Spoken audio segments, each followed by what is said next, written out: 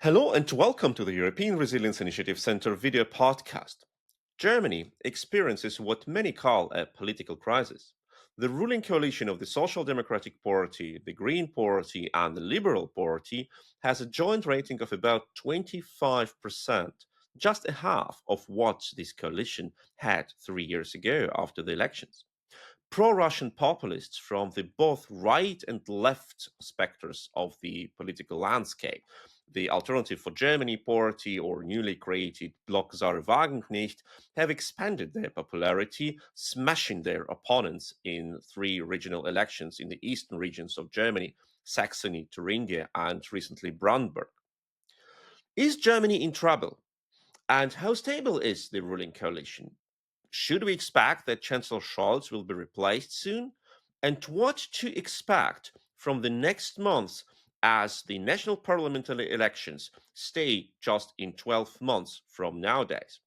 To answer these questions, we have invited Britta Jacob, Senior Fellow at the Democratic Strategy Initiative think tank in Berlin, and she is a candidate for the next Germany's federal parliamentary election from the Green Party.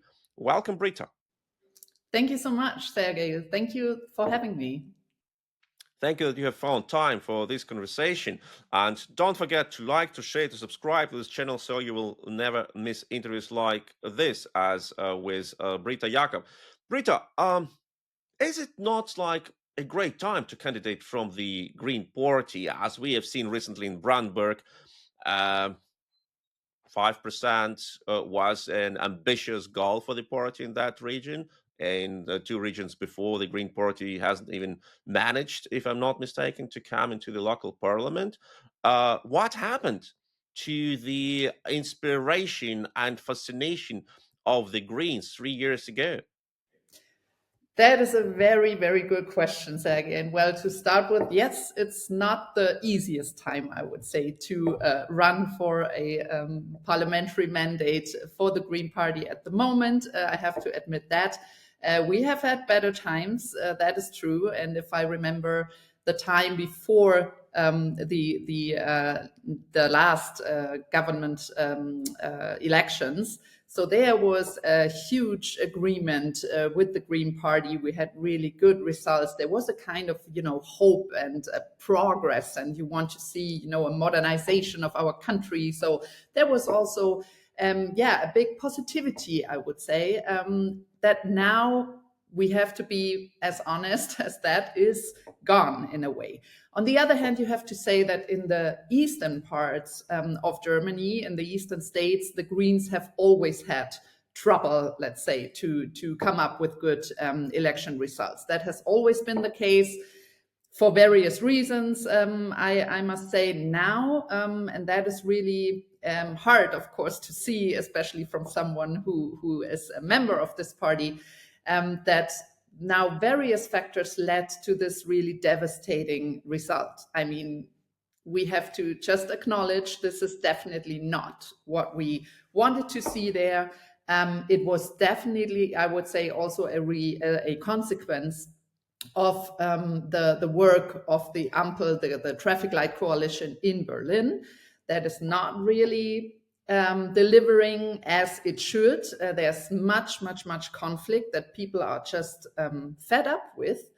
And there's also the problem that people might feel, okay, that they are sometimes talking about problems that are not mine here on the ground. I have to deal with challenges like migration, like the economic decline, but also social security, the feeling that the region they are living in is somehow left behind. So all of these topics that most of the democratic parties, you have to acknowledge, that didn't really manage to address well. So, and as we always see that the simple answers, the really easy answers to complex challenges are something that people then turn to, because they see, well, that the world has become so complex. There are so many things happening around us, the war. We have come out of a corona pandemic. And now I have this feeling of Germany is somehow in decline, economically, but also socially. So, yeah, unfortunately, a lot of people then turn to those who just say, don't you worry, we have the easy answers and we'll just make sure that that you are taken care of. That is exactly what we have seen, not only in Germany, all over the world. Populists are offering the voters simple solutions. And in Germany, we have seen it how much, like 60%, 51%, I think, voted in Brandenburg for parties which stay close to Moscow. AfD, Die Linke, and Bloc zur Wagenknecht, they all three have pretty pro-Russian positions. Can we say that 51% of people in Brandenburg are pro Russian? Probably not. Uh, why did they vote for these parties? What made these parties so interesting? And among the young voters, the popularity of these parties is even higher. And that was always an appeal by the Greens and by other parties that the young voters, they cannot vote for populists, but we see they can pretty well vote for the populists. Well, two things about that. Well, first, I would say we see really a clear lack of political leadership of this current federal government, especially in the chancellery. So, if there's no political leadership, if there's no strategic vision, so what is our goal and how do we get there? Why is it so important to support Ukraine until victory? Because otherwise, it affects our European security. If you don't explain that to people, if they don't have the feeling, oh, okay, the chancellor and this government, they have a clear vision and a clear path, and they explain to us why it is important that we now step up, that we now ramp up our support for Ukraine, then you just leave such a gap or vacuum in a way that is filled by so many different, as you said, AfD, Bündnis Sarah Wagenknecht, who just offer simple answers for once. And the other thing, of course, we cannot underestimate Russian disinformation that also played a huge role in these elections. And of course, for them, it's a way to interfere. For them, it's a way to destabilize Germany, which in parts they were successful, you have to say. But that is only one part, of course. And then the other is, as I said before, if democratic parties like those in the middle are not presenting a really a hopeful and promising and reliable way of how we can manage all of these really great challenges that are lying ahead. I mean, we are in the middle of a big transformation toward the climate neutral economy. There's so much going on. Of course, there's disruption, there is change. And we know how hard change is for people, and that is normal, but you have to shape it and not just leave it that way and say, well, it's so difficult and you will have less and you will be worse after that. So no, you need political leadership that really can transport this positive vision that in a way appeals to people. Say, okay, we know it's a big change, it's transformation, but you know what? We have a clear path and solution, and together we will make it. And that is what I'm missing at the moment, I have to say, from this federal government. And then you have these extremist parties who just get right into this lack of leadership and strategic vision. And that is the problem. And the second point on the young voters. I mean, yes, it was to me really shocking to see that almost a third or so of young people between 18 and 24 years would vote for such a party like the AfD, so right-wing extremists, who have really so backward positions that you cannot imagine how can a young voter vote for them, and a party that is clearly putting our security, our freedom at risk, when they are basically in bed with the Kremlin, like the Bündnis Sarah Wagenknecht. But then in a way, if you think about it and if you analyze it and say, well, these young voters have come out of 2 years or so of a corona pandemic where they were really more affected, I would say, that we then dare to talk about even, or to assess afterwards. What did this mean for young people in this stage of their lives? Then you have the climate crisis that, of course, young people are afraid of. How would they not be? So they are seeing, okay, the world is changing fundamentally, and who knows how my future or that of my children and grandchildren might look like. And then you have on top the war going on in front of your door. And of course, the normal emotion or reaction would be, I want this to stop. And if there's someone who says, don't you want peace? Don't you want peace in Ukraine? Now, shouldn't we do anything that just brings peace?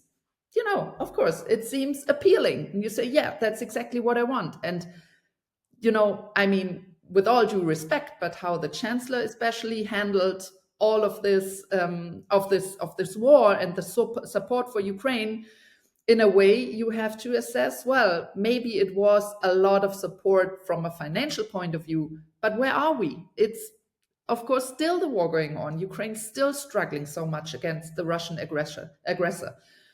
So, yeah, maybe these are some reasons, or I would say maybe some aspects that we have to take into account when we look at this voter behavior of young people. And you have already mentioned several times our Chancellor Olaf Scholz, and it is impossible to take him out of the equation. The decisions or indecisiveness of the federal government impacts all political decisions on the ground, including the regional elections, of course. And many people ask themselves, why does the ruling coalition tolerate this chancellor? He acted and he made his statements which are against everything what the leaders of the Greens and the Liberals said about the Russian war against Ukraine. Um, Even amid the debates about towers, like every single Green deputy was on the talk shows and said, we want to send towers. And then they suddenly voted against towers because, yeah, we don't want to scare Scholz because this text came from the opposition party and we don't want to demonstrate our illoyalty to Scholz. But now the Greens landed how much, like 6-7% of support. Isn't it too high price to cannibalize your own party because you owe your loyalty to a chancellor who does close to nothing in this war, which affects us all? Yeah, it's a very, very difficult issue that you're touching on here. And me personally, I have to say, I would have liked to see more assertiveness from the other coalition partners, including my own party, the Green Party, saying that at one point, okay, we cannot, you know, just put our credibility at risk here as well, because we have our convictions. And I think they are the right ones. But now it's so difficult in this coalition, it's so complicated. And I understand to some extent, of course, that you always feel this political responsibility of guaranteeing a stable government, a stable leadership, that you say, well, in these times when the extremist parties are so on the rise with such high election results that you're seeing, that of course it's not an easy decision to say, let's leave the coalition, let's have new elections, and then fingers crossed, right, that AfD and others are not maybe ending up even in a government position. That would be But I'm horrible. sorry for interrupting you, Britta, that you don't need, okay, not you, you're not a deputy now in the Bundestag or a minister, but the Greens or Liberals don't need to leave the coalition. uh, Even more, they cannot, as far as I understand, leave the coalition provoking the new elections. The only way which can, when the parties, not the chancellor himself, can make changes in the governmental structure, they should start a procedure called um, this votum on constructive impeachment. Yeah, constructivist votum. And practically there will be no new elections in the same parliament with the same constellation of the parties. They just appoint a new chancellor. They can even have a chancellor from the same party, like Boris Pistorius from the SPD, Germany's defense minister. who is the most popular minister in Germany, which is also a sign that Germans want a stronger approach in this war. So it is all about Scholz. It is not about the new elections. So why such loyalty to Scholz, or don't I see something? Well, yeah, I completely understand what you just described, and I agree. And then on the other hand, it's just I can only tell you what I'm observing, which is such a big concern that it would create such a chaos, if you will, such a disruption. And then, of course, you don't know if Scholz would really take a step back and then, let's say, let his party friend Pistorius take over. I would doubt that. But so the situation remains exactly like this, that you would create probably huge chaos, huge disruption. And then, of course, with this, weeks and weeks maybe of inner German political conflict and everyone just, dealing with themselves basically and not with the challenges that we are having. I think this is something that many members of the Party are worried about, that they say, hey, we have huge tasks still on our to-do list. We cannot afford in times like these, where there are so many crises in the world, but also within our own country, that now it's getting only, we are talking about ourselves and we are fighting and there's a huge conflict. So is this really the way to regain trust from the voters? I think that is what many of them think. As I said, I would have a slightly different view on that. Just imagining, okay, but what is the alternative? Just to drag on with this dysfunctional government? I don't think that this is the right approach to regain trust either. So, well, no matter from what angle you look at it, it will remain difficult as long as SPD has this chancellor. This is true. I mean, there are still now debates going on. We don't know how the liberals are going to react. I know that there have been hours of really tough debates within the party as well, if they want to continue or pull the plug. So there's a lot going on at the moment. We don't know how it will end up, but how I look at it, at least from the Green perspective, I don't think there's much agreement on that we would now push for such a constructive impeachment. Or yeah. But can we say, independently of all these like political considerations and how risky can the decisions on political steps can be taken, uh, can we say that we see demand for more decisive steps from the voters compared to what this government is delivering? And that is the reason why this government has now only 25% support instead of over 50%, which they had 3 years ago.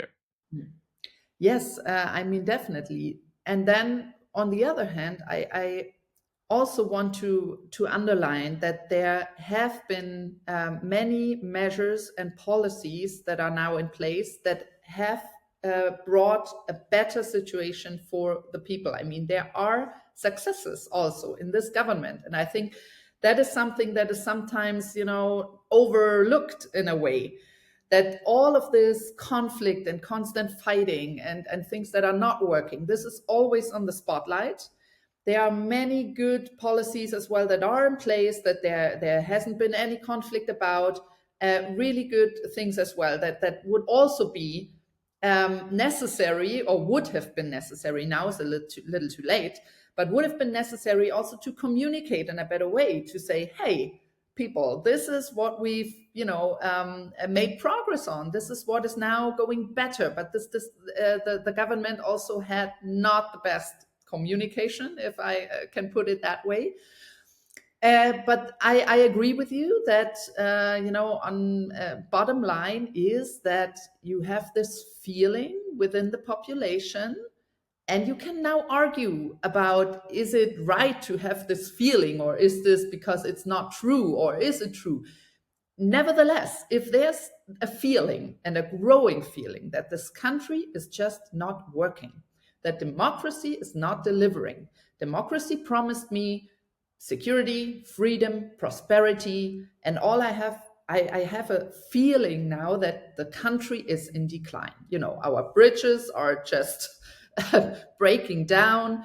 The trains are not coming on time. There's missing digitalization. You don't have internet or proper internet on the trains, for example, or wherever. Um, German bureaucracy not being digitalized is a pain, as every one of us knows, when you have to deal with your civil services there on a daily basis. So basically, you know, so many things that people are wondering, and rightly so, I would say, how did we end up here? That Germany seems to be a country that is in decline, economic competitiveness. Also, we just see other countries like, yeah, just taking over, and we are in a way left behind, and there's a lot to do. So this is, even if it's with some people maybe a stronger feeling that then the facts are really there on the ground. But I think you have to take this very, very seriously. And for that, deliver. And sometimes maybe in easier ways. Maybe it's not perfect, okay? But if you manage to come up with policies that are creating a better situation than before, then it's already good, right? I mean, sometimes perfect is the enemy of the good, as we know.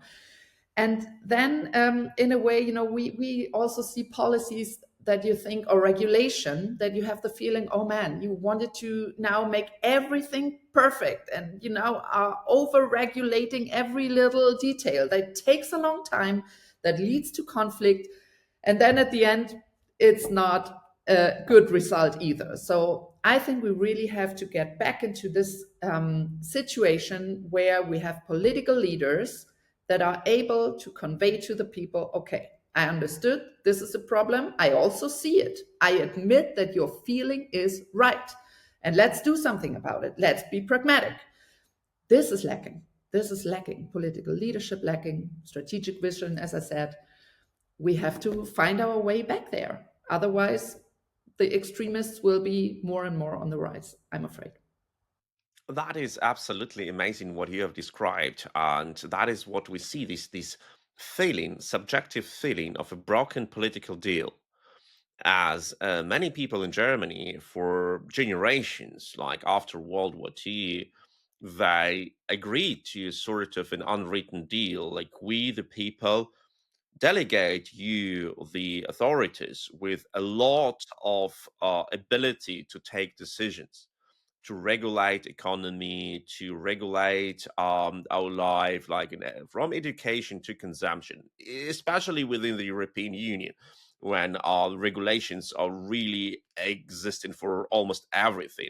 But in exchange, we have a very well organized country with a lot of personal freedom, with a lot of security, with a lot of economic growth. And we know that the train comes on time. And I know now, being like a 25 years old young employee, how high or low will be my pension if I continue to work at that company. That was the deal. But now the amount of security and stability is extremely low, or subjectively low. Like, try to call the police in Berlin and say your bicycle was stolen, they will laugh in your face. And in exchange, you get nothing, but the regulation continues to grow. And that is the feeling which many people say, okay, I do not recognize my country anymore. They don't mean like far right slogans like migration or anything. No, they mean mostly that there are suddenly areas in Germany where it's unsafe to walk in the night, even in Berlin, and that makes them angry. So the question is, how can we, with more and more and more effectively regulation in our life, with expanding apparatus of bureaucrats? We know that the number of bureaucrats is growing in Germany, but the efficiency is getting lower. Uh, is there an understanding, any sort of understanding, how to come out of this dead end because the ways we have tried to use last 2 decades obviously lead to nothing. There is an understanding, yes, I would say, but then you have to see for how long has this been going on. And now this current government has to solve many problems that have been piling up for a very long time, that were just the status quo administration, as I would call it, from former governments, just saying like, well, don't you worry, everything will stay as it is, especially with Chancellor Merkel there on top of the government. I mean, of course, this government, also with her leading it, definitely had the benefits as well. But one big problem was indeed this, just administrating the status quo, basically not investing in the future and in future competitiveness. So now this current government has to deal with all of those problems that have been piling up, and it is difficult, no doubt about that, and it's not doable to come up with those quick solutions within 4 years of government, not if there has been such a long time of this status quo or even decline. But I think the awareness is there in some areas. They also really try to get rid of bureaucracy, to make approval processes easier, quicker. When we talk about renewable energies, for example, and the expansion, there has been made a lot of progress now that you can already see that it is faster now to really promote this expansion of renewable energies than it was before. Yes, sometimes they try in some areas to get rid of too much of regulative hurdles, for example, for companies and especially small and medium-sized companies. So yes, there are steps, but you cannot still feel the big disruption that would be needed. And I mean, of course, it is hard. You cannot just disrupt the whole system and say, okay, you know what, we just break everything down, we build it from the scratch. Of course, it's not possible. You have to start somewhere. And they try, but it takes a lot of time. And there again, in a three-party coalition, it remains so hard because everyone, wants something else, and sometimes it's really hard to get this process to get things done there. But I am convinced that is what we need to focus on. That is what we need to focus on. We need to make the country work so that people can feel it. And the problem there, if I may make a short switch to the migration debate, is also that now, of course, especially the extremist parties, but also CDU and CSU, so the conservatives, are looking for the scapegoat, if I will, for what is not working well in this country. So then the migrants are the problem. The migrants are the problem, that there are not enough apartments or houses for everyone. The migrants are the problem, that there's not enough spaces in our schools or in childcare, and so on and so forth. And I think that is extremely dangerous to make this combination or connection, because that is also something that people would fall for. And this is extremely dangerous. But for that, it's another argument to really get your things, your act together on delivering, of solving all of these problems: housing, school, childcare, infrastructure, heavily investing in there. Not to have this debate then about migrants versus, German citizens.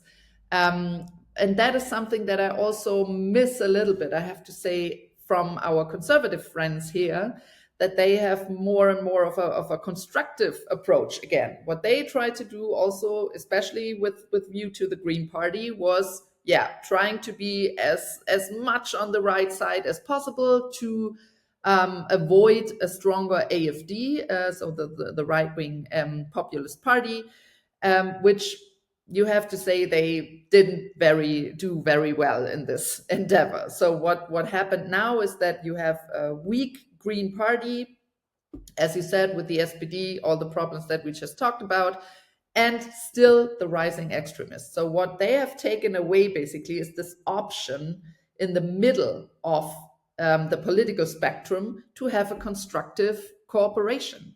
And so I really call also on my conservative friends to be much more constructive in that way, get our act together, deliver for this country, and not trying to repeat those positions of propaganda of the extremists, just hoping that that is the way how you could like basically avoid their rise there. Indeed, and we know what is the result of such self-cannibalizing. We have elections in Thuringia, where there is no good coalition from the point of view that there will be either a coalition of far right and far left, or there will be a coalition of conservatives with either far right or far left. So one of the parties, at least one of the parties, which is openly spreading pro-Russian narratives in all possible areas, it can be our international policy, our security policy, like all the things. At least one of them will get into the government, or maybe both of them, and that is the democratic outcome of democratic elections. You just need to accept it. You will live with this result for the next like 5 years, and you can change nothing in that. You cannot say, okay, there were no elections. It's just impossible. And now you can blame like the voters, that they're stupid, they don't understand something, but the result is here, and we live in democracy. But what do you think will be the crucial issues in the next 12 months before the federal elections in Germany? And how can democratic parties improve their results and impact positively our political discussion? I mean, you have to look at what were the topics. I think that now were also very much on top of the agenda of the voters in the eastern state elections, and that was migration, that was the economy, that was social security, and that was criminality. So, or the criminal statistic, basically. So I think there you already have it. It's four of the most important areas where people feel some kind of insecurity, or that they just don't see the way out, the way forward to a better future. So I think we have to focus on that. But as I said, on the migration policy, that we have to come to a much more differentiated debate here. So it's not that easy to blame migrants for why the country is not working, for example. So you have to be clear on that. But then also present a clear path how you would address all of those shortcomings that we're seeing in our country. And so you talked about Thuringia, but also Brandenburg. I mean, if you see that now without the Bündnis Sarah Wagenknecht, there won't be any government possible, probably. So that from what we see now. And this is dramatic, that you have a party there who's openly pro-Putin, pro-Russia. How did this even happen? And the problem there was in Brandenburg that you had then this race, basically, right, between the SPD, so the Social Democrats, and the AfD. And the then former minister president said, well, you know what? If the AfD wins, I will no longer be minister president. So it's either me or them. So he just, focused it on this two-party race, which in a way you can understand, that you say, well, okay, it's, the less evil thing. Then I will vote for them. But you have to see that it draws away also votes, of course, from the other democratic parties. And then you end up in such a situation that now, okay, SPD won, which is good, but with those options that, okay, now it's only Bündnis Sarah Wagenknecht left because the Greens are out of the Landtag. So, and there again, if I may come back also to Chancellor Scholz, although the issue of Ukraine and the war wasn't as high on the agenda as the Chancellor always wanted everyone to believe, they said, well, it's it is also about Ukraine, it is about peace, it was exactly what Sarah Wagenknecht played all the time. There was not one appearance, I think, from her public appearance or interviews where she not connected the issues of Brandenburg to peace, let's say, with the Kremlin. And the chancellor, unfortunately, tried to do the same with his peace chancellor narrative. But in a way, he tries to please everyone. So at one point, he says, or when he's, I don't know, within a NATO summit, let's say, saying, well, Germany does so much and standing on the side of Ukraine, and we are the second biggest supporter, and so on. And then turns around, goes to the eastern parts of Germany and say like, well, I'm your peace chancellor. With me, I will push Kiev to negotiate or whatever. So tries to please everyone, ends up with a lose-lose situation. And that is also what I mean with no clear path, no clear addressing the people, no clear communication. That is a huge, huge problem. And that is also what basically contributed to the rise of the other extremist parties here, and especially Sarah Wagenknecht. So that was a devastating strategy, but it also can be you can transfer it to other issues as well, because as I said, Ukraine was, I think, was in the polls of the voters in Thuringia, but also Saxonia and so on. 5%, 7% or so of voters said, yeah, that was an issue that was important to me. It wasn't that important as the chancellor or SPD tried to make it. But then, yeah, if you don't deliver on all these other ends, that is exactly the problem. So I would say that the 1 year that we have now left until the federal elections, the parliamentary elections in Germany, we have to show as democratic parties, yes, we understand that there is at least this feeling of insecurity, of an uncontrolled migration. And here's what we do. We are a country that needs migration. So let's come up with good policies that welcome migrants and skilled workers. And that is what we need also for our economic prosperity. But we also understood that we have to control, of course, our borders better. We have to know who comes, and we have to be more assertive and restrictive when it comes to especially refugees that are not playing by the rules, that are violating our security here at home. I mean, you have to be assertive there. And if you don't address this very honestly, and I also have to, sometimes criticizing there my own party when I sometimes hear people who say, well, migration is not the issue that people care about. That is not true. Even if you like it or not, if it's for you a problem or not, but for many people, they have the feeling there's something out of control. How do we take back control? Oh God, to quote something like this. But in a way, yes, then focus on this, come up with something like this and prioritize. And that's the last point I want to make, that also in this government, I don't see a strategic prioritization of issues. Everything seems to be as important as many other things.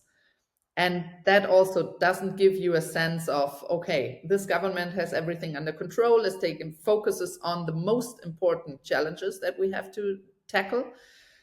So I think there we have to get better there as well.